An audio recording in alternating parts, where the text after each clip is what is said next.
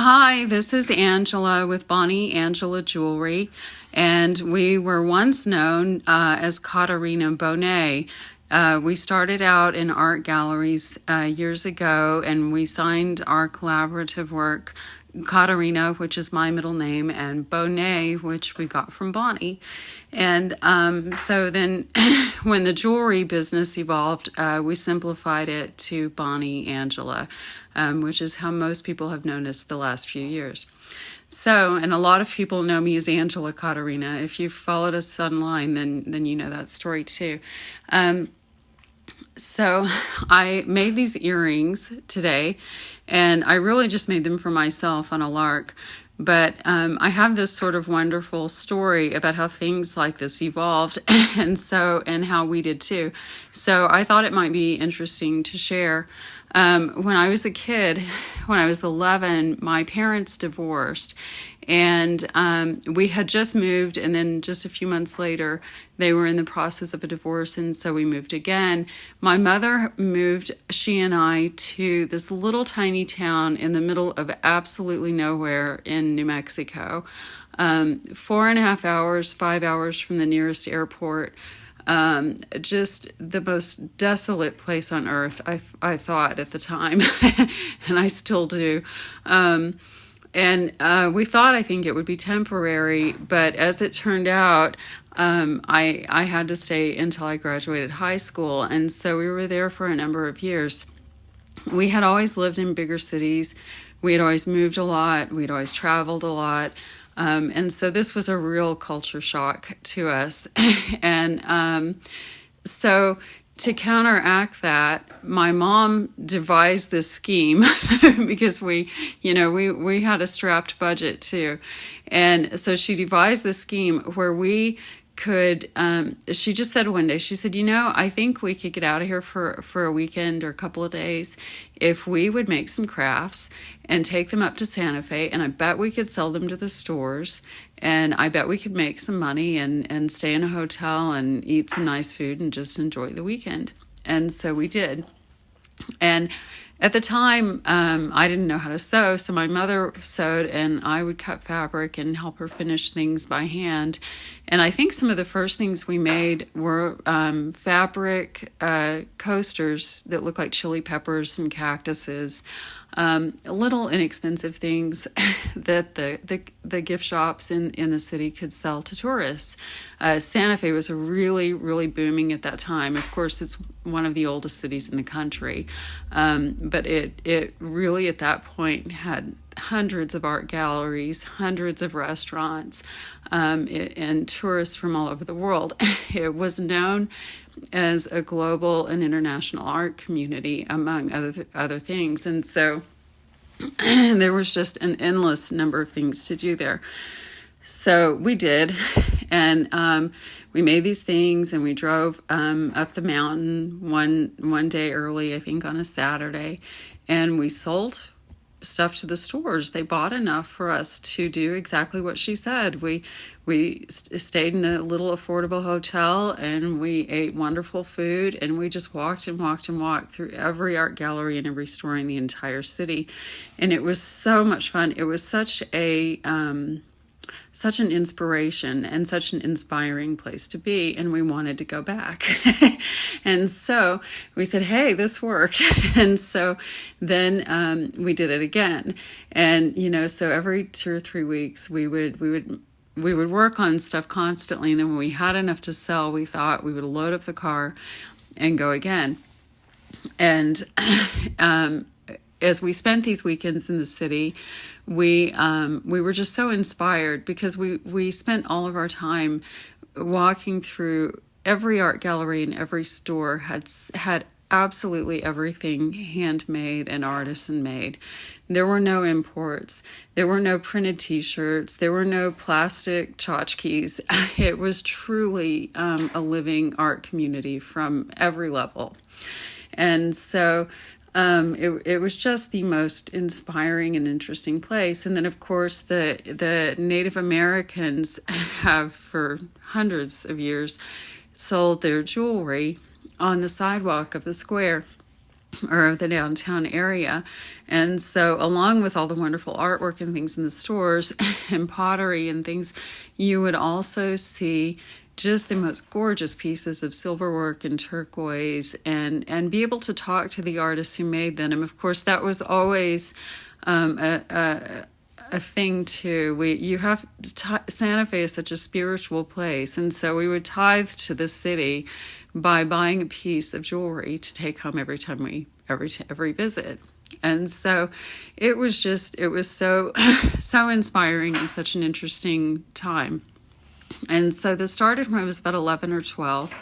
And then, of course, as we became more inspired and more skilled and more diverse in the things we were able to produce and do, and as we developed a rapport with the art galleries and the stores and the shop owners, then, of course, we made more and more things. We did hand-painted tree skirts and Christmas ornaments and a lot of little affordable things that tourists could pick up. But also we evolved into the art world over a period of time. And Santa Fe was, and when we reached that point, I was by then working also after school. I was 17, and so I was working as a car hop after school at this little old-fashioned drive-in, and my mom had 2 or 3 jobs like she always had.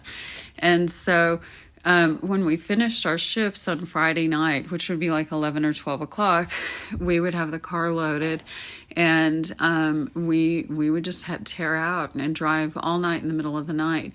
Because if we got there early in the morning, then all of the artists and Native Americans and vendors who sold to the art galleries and the stores, the retail stores, would be out around sunrise, and the shop owners would come out on the streets, and you would see all of these artists, us among them, just going store to store and gallery to gallery with their paintings, their pottery, handmade glassware, truckloads of bronze sculpture, just the most amazing and beautiful things. And of course, I'm not a morning person, but I'd driven all night and I was loaded with coffee, so that was okay.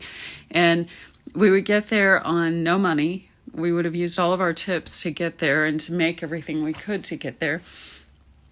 And then we would start going store to store, and the store owners would just come out and buy. They never even occurred to them not to.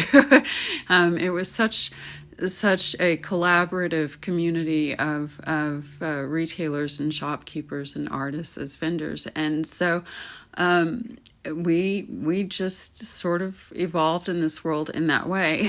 And I remember there was this old, I don't think he was real old, maybe he was. It was this Indian man, and he had this old red Cadillac convertible. The thing was a Titanic boat in these little tiny streets of this town, and it was always covered in dust, and the convertible top was always down, and it was just heaped and loaded with woven rugs. And he was just the happiest guy on earth, and I used to think, man, I want to be that guy when I grow up. But it was a fun time. And so we of course made more and more money, and we stayed longer, and we stayed in better hotels and better resorts, and we ate at better restaurants, and we just never got enough of it. And so anyway, that is how this kind of all evolved from the get-go. When I was 17, we had evolved into clay sculpture, and I had done some clay pieces for my mother for a gift, and she had collaborated on them in a mixed media textile work. And so we did these sculptures that were historically accurate pieces, and she took them into an art gallery one day, and I nearly died. I wouldn't go in. I sat in the car, hid my head. I was just absolutely terrified that she would go in this gallery in the middle of the day that had these $30,000 and $40,000 paintings hanging in the window. And it was a place we haunted all the time for inspiration. But I never would have dreamed of ever having a piece of anything we made in there.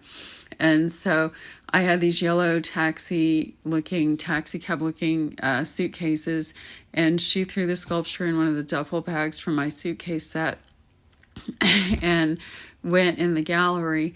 And I was hiding my head in the car, and she came back out maybe an hour later, I don't know, and she said, if you were going to sell these, how much money would you want? And of course, I was a car hop in high school. I didn't make any money.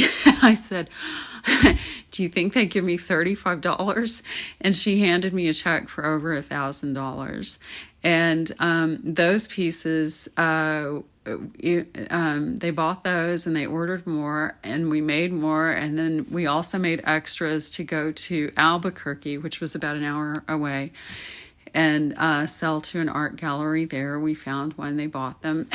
And then a few weeks later, we got a phone call, and the owner of that art gallery said that they had chosen that work out of 50 artists to be placed in the Collector's Art Guide, which at that time was a very prestigious Santa Fe art publication, to steer collectors towards works they might want to buy. And so we were featured that year as Catirina Bonet.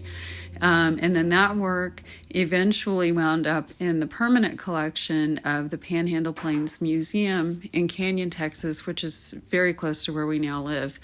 And I haven't been in that museum in years. I don't know that it's on display there, but their art director did purchase it for the museum. And so anyway, that's sort of how we evolved. People always say, how did you get into jewelry from sculpture? And we didn't start out in sculpture. We started out in other things. And I always say, all artists need gas money. And so jewelry became the gas money, and ultimately it became the business. But anyway, I thought of that story today.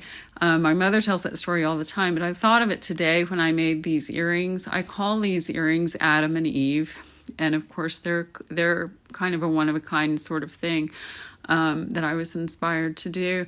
And that I still do from time to time. This is the kind of jewelry that when I was a teenager in those Santa Fe art galleries looking for inspiration, this is the kind of jewelry that I would find in those places and just dream that one day I could own a piece of it.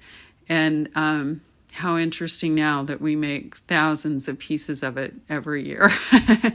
Anyway, I wanted to share that these earrings will not be in our permanent collection. If you want a custom order, of course we can do those. They will retail around $200. They're not boutique friendly. The price point I think is too high, and I think they're too delicate probably for most retail markets. So not too delicate to wear, but they take a specific, person.